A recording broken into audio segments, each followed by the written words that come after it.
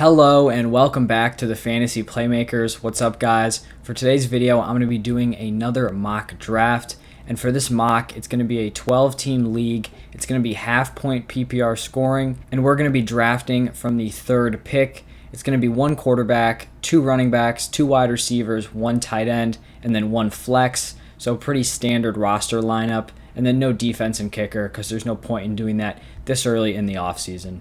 So we saw Christian McCaffrey go off the board at the 101, followed by Dalvin Cook at the 102, and I completely agree with those two picks. Those are my top two running backs, and so I would have done the exact same thing in their position. So let's take a look at who we're going to be drafting. At this pick, I'm definitely not going to be looking at any position besides running back. I don't want wide receivers this early. Quarterbacks, definitely not, and tight ends, also definitely not. So we're definitely looking at running back, and I think really the guys I'd be choosing between would be Derrick Henry and Alvin Kamara, and I pretty clearly have Derrick Henry ranked above of Kamara. I do think Kamara has a higher ceiling overall because he does have that upside in the receiving game, but I just think Derrick Henry is very safe. You know he's going to get 250 plus carries. He's going to have a ton of touchdown upside, and they really do run that offense through him. So Derrick Henry is going to be the pick here. And with Julio Jones coming in, I don't really think that hurts his stock at all. He's just going to get more efficient touches, which I think is better for him this year and in the long term. I think you'd rather have a guy have less touches, but they're more effective touches than a guy who's going to get a ton of work and not get a ton of yards, and it's going to kind of break his body down. So I don't really have a ton of concerns with Derrick Henry. He's one of the healthiest players basically we've ever seen with how many touches he gets compared to his lack of injuries. So these were all the picks after we drafted. So pretty typical. You saw a run of running backs to start off the draft. We saw Travis Kelce go in the first round along with three other wide receivers. I think this is pretty typical. You're going to see a lot of running backs go in the first round. And then second round, you may see some more wide receivers. So we've already had three wide receivers picked in the second. I think you actually may see some more in normal drafts. Let's just take a look at who is on the board for us here. We could really go in a variety of different directions with this pick, but I do think I like to go running back in the first two rounds, unless there's some serious value at wide receiver, and there are some nice guys still on the board here. DK Metcalf and Justin Jefferson are still here, but at the running back position, I do like Antonio Gibson here. So it's probably between Antonio Gibson and Justin Jefferson. I do just think I'm going to lean a little bit closer to the running back side because running back depth falls off really fast. You need to get your workhorses early or it's going to be tough, to patch together a solid RB core. You can always find receivers in the late round, who have wide receiver 2 upside. I don't think you can say the same thing about the running back position. And so I'm going to go with Antonio Gibson here. If Antonio Gibson wasn't on the board, I would definitely be going with Justin Jefferson, but Gibson has got to be the pick here. Start off this team with two solid workhorse running backs. I feel like that's got to be the way you do it. So let's take a look at who was picked after us. All right, so this is interesting. We saw DK Metcalf go right after us, followed by Najee and Kittle, and then we saw Patrick Mahomes. So our second tight end and first quarterback are off the board. And so actually we have some interesting options here. I really like two players that are still up here. We've got Justin Jefferson at wide receiver, who I think is a great value at this pick. And then we also have Darren Waller at tight end. And I would honestly feel comfortable picking either one of these guys at this slot. But I do think I'm going to be leaning towards Justin Jefferson. I actually have him as a second round value. So to be able to get him in the early third is something I'm going to be really into. I think he's a super solid wide receiver 1 to have, especially if you're getting him in the third round. One of the best rookie wide receiver seasons of all time, and I just expect him to continue improving. He's going to be the number 1 receiver on that team, and he's just going to get a ton of work, so I am just going to lean on Justin Jefferson here. So in the rest of the third round and then the start of the fourth, we saw a variety of positions go off the board, a lot of wide receivers, about 5 running backs, and we also saw another tight end and quarterback. I really think getting Darren Waller at the 307 is really great value for him. And then we did see Josh Allen go at the end of the third. Honestly, just too early for me. I'm not going to be picking any quarterbacks in the third round. I just think the position is so deep this year that you don't need to reach for guys like Josh Allen this early. And I just think overall it kind of sets your team back. So let's look at who is on the board for us. we could really go in a couple different spots. We could go quarterback, running back, wide receiver, or tight end. It's really all available for us. So let's take a look at the running backs and wide receivers first, because I don't really want to be going quarterback or tight end here. I think it's too early for any of these guys. At the running back position, I really like Chris Carson at this ADP. I mean, being able to draft him as a late 4th round running back is something that I'm definitely into. If we're looking at wide receiver, we've got Chris Godwin, Robert Woods, Adam Thielen. So I do like some of those guys, especially Robert Woods and Godwin out of those wide receivers, but I think Chris Carson is too good of a value here. He's a guy that I would be comfortable picking at the end of the 3rd round for sure. So to be able to get him towards the end of the 4th, I think is just too good a value to pass up. So he's going to be the pick here. And we also just start off our draft with 2 solid running backs, a top tier wide receiver, and then fill up that flex spot with another RB. So right now I have Derrick Henry, Antonio Gibson, and Chris Carson at running back, and I just think that is a stacked running back core to have, and so I'm really liking how this is turning out so far. After we picked, we saw some receivers and then a quarterback go off the board. So Godwin, Woods, Kyler Murray, and Adam Thielen. Can't really argue with any of those picks, to be honest, but that means we're up again. It's a little bit disappointing that those wide receivers came off the board because I do have 3 running backs already and only 1 wide receiver. I don't really want to be going Hockenson, Andrews, or Pitts at the beginning of the 5th round. And honestly, I could take Lamar or Prescott here, but I think I'm going to wait on quarterback. I've had a lot of success waiting towards the end of the rounds and getting guys like Brady, Tannehill, or Stafford, who I like all of them this year. So at running back, I actually do like Mike Davis. I don't know if I like him as an early 5th round pick, and I'm not going to be looking at running back here because I do have Henry, Gibson, and Carson. So really, I'm going to be focusing on the wide receiver position, and the top guys we have here are Cooper Kupp, Kenny Golladay, Tyler Lockett, and Brandon Ayuk. Some really interesting options and a lot of guys who have very different play styles. I do like Cooper Kupp this year with Matthew Stafford coming in. I think there's a good chance that they really click. And Kenny Golladay is kind of up in the air for me as a talent. I think he's probably a top 15 wide receiver easily, but I just don't know how well he's going to blend into this Giants offense. I don't have a ton of faith in Daniel Jones. I know we saw last year Stephon Diggs went to the Bills, and it really elevated Josh Allen's play, and I don't think it's going to be an effect that's that huge. I don't think Daniel Jones is going to be putting up MVP caliber numbers, but if he just gets a little boost from Golladay, then I think this offense overall wouldn't be the worst. Tyler Lockett honestly isn't a bad pick here either. For a guy that finished as a wide receiver 1 last year, it's rare you would see them going this far down in drafts, but he definitely struggled with some inconsistency, which is why he's going this low. So I really think it's between Kupp, Golladay, and Lockett, and I think I'm going to go with Kenny Golladay here. I'm going to bet on Kenny Galladay's talent as a player, and kind of hope he can find a nice role in that offense. And I think later on in the draft, I'm going to be needing to take some more safe wide receivers just because we really don't know what we're going to be getting out of Kenny Golladay this year. After we picked, we saw a variety of positions come off the board, a bunch of wide receivers, 3 running backs. Then we also saw the 2nd tier tight ends come off the board, so Hockenson, Andrews, and Pitts. Unfortunately, we weren't able to grab one of those guys, but if we're lined up here at an early 5th round pick and then a late 6th round pick, if they fell, to the late 6th, I'd be confident taking them, but I just don't want them as an early 5th round pick. So we missed out on those guys. We also saw a little bit of a run at quarterback. Prescott, Jackson, Wilson, and Brady all off the board. This is honestly the earliest I've seen Tom Brady picked in any mocks, so that's a little bit unfortunate because I do like him as one of those late round guys, but it's all good. We are going to be up again, and so far we have 3 running backs and 2 wide receivers, so we don't have anyone at quarterback or tight end.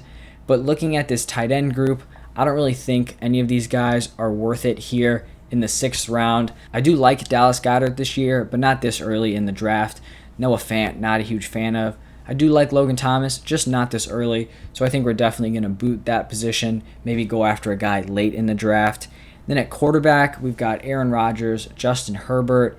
Definitely not picking Rodgers here since we don't really know what's going on with him. I do like Herbert, but I'm still not going to pick a quarterback here. I just don't think the value is there when you can get a Tannehill or a Stafford super late in the draft. Running back, we've got Chase Edmonds, Melvin Gordon, Raheem Mostert. Out of those guys, I really do like Raheem Mostert just because I think he has an inside shot at being the number one running back on that offense. And, if he can break out as a workhorse, he has a ton of value, going as a late 20s running back. And then at wide receiver, we've got Courtland Sutton, DJ Chark, Chase Claypool, Juju, Will Fuller. We're kind of in that mix.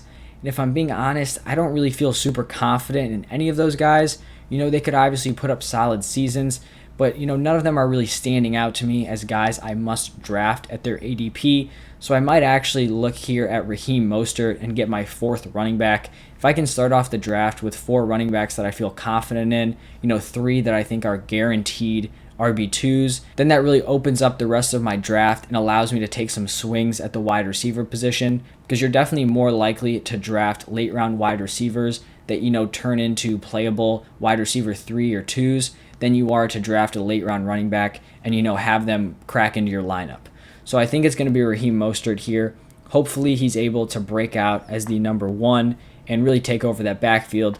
But even if he doesn't, he's still going to be a decent boom or bust player for you, and I'm confident having him as my running back 4. After our pick, it was Melvin Gordon, Chase Edmonds, Courtland Sutton, and Chase Claypool that came off the board.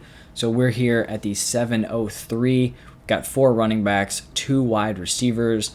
Still very open. We probably don't need another running back, but we can basically go at any other position. I still don't really think the value of this pick adds up to anyone at quarterback or tight end. I think the best option would be Justin Herbert. But like I've mentioned a couple times in this video, I think I would rather just kind of boot that quarterback position until later and draft one of these guys who are at a value. And then running back, I said we don't really need it. So wide receiver here, it is a little bit of a wasteland. This is kind of the slot in the wide receiver position that I'm not really a fan of. It's like in between those guys that you feel confident in as your wide receiver 1s and 2s, but then, in an intermediate level where it's not like those guys that you feel confident, taking a late round flyer on and you don't really care if they hit or miss. These are guys that kind of do have to hit for you, which is a little bit scary because I don't know if any of them are total locks. So right here we have DJ Chark, Juju Smith-Schuster, Will Fuller, Tyler Boyd, Brandon Cooks, Curtis Samuel. Looking at those guys, just to break each of them down, DJ Chark, not a huge fan. He could be the wide receiver 1, but we've also heard Urban Meyer honestly talk not so great about him. And then also, you just got Marvin Jones there. Laviska Shenault, I think, has been showing out in their training camp. And this Jaguars offense, we really don't know what to expect from them. I think it could turn into a lot of decent players getting a decent amount of work, but not really lead to any fantasy success, which obviously would not be ideal for DJ Chark.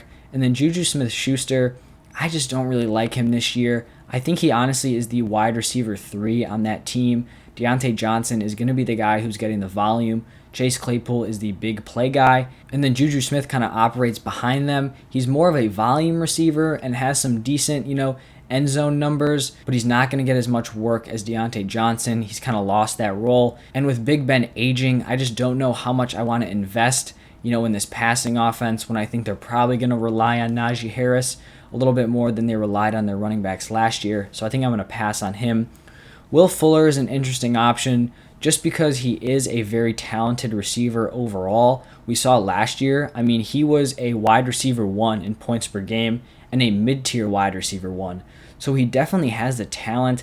And so, to get him here as a wide receiver 30-something could, pay off. But the drawbacks are definitely there. He is suspended for the first game of the season, and we really just don't know what's going to happen with this Miami offense. So I just don't really know how much opportunity he's really going to have in this offense.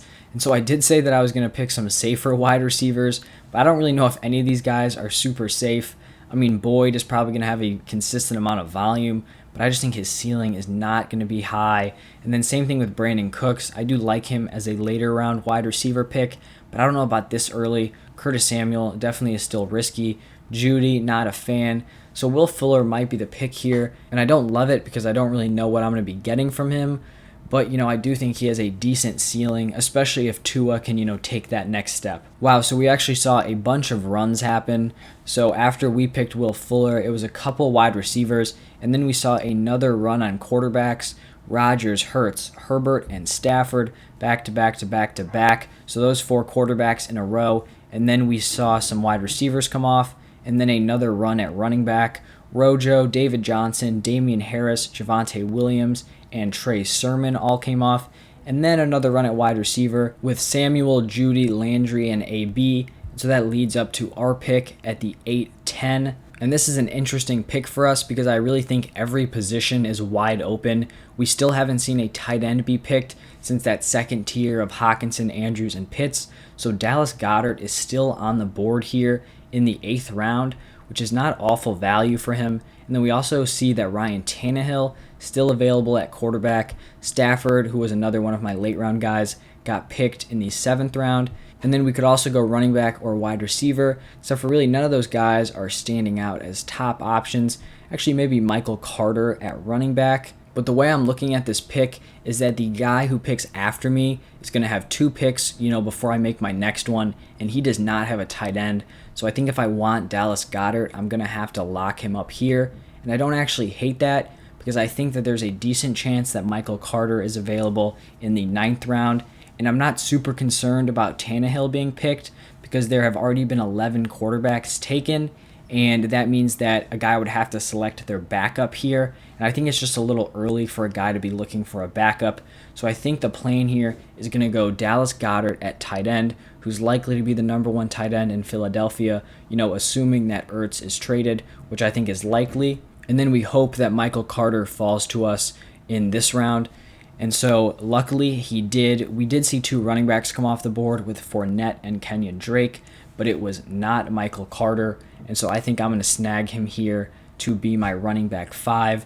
Let's just take a look at the wide receivers to make sure we're not missing out on anyone.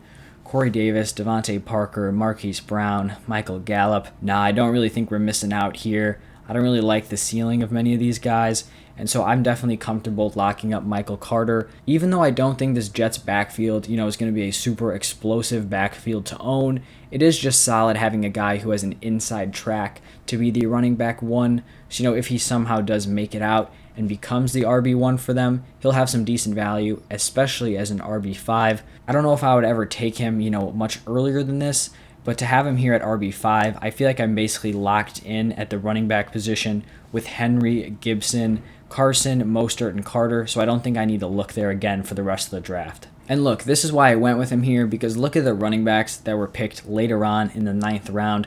Pollard, Moss, A.J. Dillon, James Conner. Actually, like James Conner, potentially would have picked him over Michael Carter if I saw that he was still there, but we missed out on that, whatever. Gus Edwards.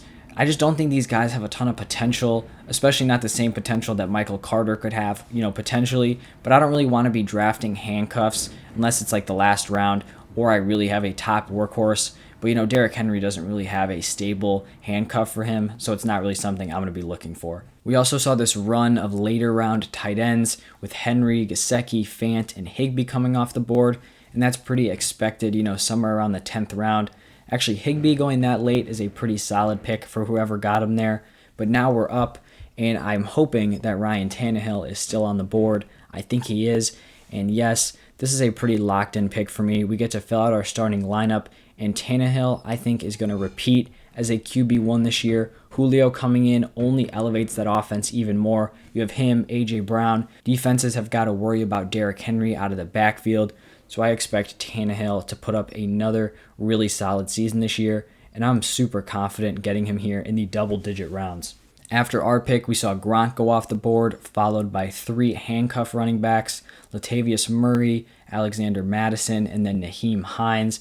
So here we are up again, and now I think that this is our chance to start throwing some darts at some wide receivers. My 3 receivers are Justin Jefferson, Kenny Golladay, and Will Fuller, and I do feel totally confident in Jefferson, but honestly Golladay and Will Fuller are a little bit riskier, so I would like to hit on some of these wide receivers. If we're looking at the guys available, Mike Williams, not really interested. The man always seems to be injured, and if he hasn't produced yet, I just don't really expect it from him. T.Y. Hilton is interesting this year because you have seen him perform at a high level, but he hasn't really done it since Andrew Luck has been gone, so I could look at him here. Another guy is Cole Beasley, who's just a super consistent option, and I honestly think that's where I'm going to lean because I feel like I know exactly what I'm going to be able to get out of him. If Will Fuller and Kenny Golladay just end up totally busting, I feel like I can plug Cole Beasley in and get at least a solid floor from him. So let's go with Cole Beasley right here, and then we're going to have 2 more picks after this, and it'll probably be another wide receiver,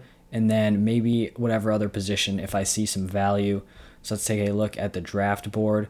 And wow, so we saw a lot of running backs come off the board, a lot of those, backups, those back tier running backs, and then some more tight ends, a quarterback thrown in there with Joe Burrow. And actually, it does not look like T.Y. Hilton was picked. So I actually may just go there with him. Could go T.Y. Hilton. Darnell Mooney isn't the worst option. I do like Rashad Bateman, but I've picked him in 2 other drafts. So I think I may just diversify and go with T.Y. Hilton here, which I do not think is a bad pick this late. We kind of got lucky that he fell. So let's go T.Y. Hilton here. And then we're going to have one more bench spot after him. So we saw Zach Ertz, Elijah Moore, Trevor Lawrence, and Henry Ruggs. Actually, Zach Ertz would have been a really solid pick. We do have Goddard, but just if he went to another team, I think just in terms of tight end talent, he's got to be up there, definitely top 10 in terms of talent. And so if he lands in the right situation, he could definitely regain some fantasy relevancy. But this is our last pick. Right now, we've got 1 quarterback, 1 tight end. We have 5 running backs, and we also have 5 receivers. So we could really go anywhere with this pick. Honestly, going Robert Tonyan at tight end isn't the worst idea, because if Aaron Rodgers comes back, he's likely to slot in as a mid-tier tight end 1. Quarterback, Matt Ryan, I mean, it's okay, but are we ever really going to be starting him over Tannehill? Maybe if it's a good matchup, but I'd rather take a shot on a guy that has a higher ceiling. Running back, nothing going on here. Sony Michel, Marlon Mack, Kenneth Gainwell, no thank you to those guys. Mooney, I don't hate the player. I just don't think he's going to get enough volume in Chicago. Rager could have some value. Aguilar, avoiding. John Brown, maybe. Crowder, no. Kirk, no. Bateman, I talked about it, but I've drafted him in the other 2 mocks I've done, so I'm just going to pass on him here. I really think I'm going to go with Robert Tonyan. I don't love going after 2 tight ends, but I do think this late he does have a ton of value if Rodgers comes back, and could definitely be a solid backup or even a trade asset, if that happens. So in the last round, I'll definitely take him here. All right, so that is going to wrap up our draft. Here's the final roster. Don't pay attention to the grade. It basically just tracks how well you followed their rankings, and so we don't really care about how they rank the players. It's just how we drafted. So Ryan Tannehill at quarterback, Derrick Henry and Antonio Gibson at running back, Justin Jefferson and Kenny Golladay at wide receiver, Dallas Goedert at tight end, Chris Carson at flex, and then our bench was Raheem Mostert, Will Fuller, Michael Carter, Cole Beasley, T.Y. Hilton, and Robert Tonyan. So I think this is a really solid team. We're definitely very strong at the running back position. We have a stable quarterback, a pretty mid-tier tight end, who I think has some high upside this year, outside of those tier 1 and 2 tight ends. Then at wide receiver, I like Justin Jefferson as a wide receiver 1. And then Kenny Golladay and Will Fuller definitely have some risk, but, have the potential to hit and be top tier options. And then I really like our bench for depth. Raheem Mostert, a great running back 4. Michael Carter also to be a running back 5. I just like that core overall. And then Beasley, a safe wide receiver option. T.Y. Hilton, has some safety, but also, if he can regain his former form, has a lot of value. And then Robert Tonyan, just honestly best player available in the last round. So that is going to wrap it up for this video. Thank you guys so much for stopping by and watching and listening. If you enjoyed the content, all I ask is that you guys leave a like and subscribe to the channel. And then also let me know how you think this mock draft went. Do you like this team? What picks would you have made, that I maybe went in a different direction? All of that stuff. I'd love to hear your guys' feedback. But thanks again, and I'll see you guys tomorrow.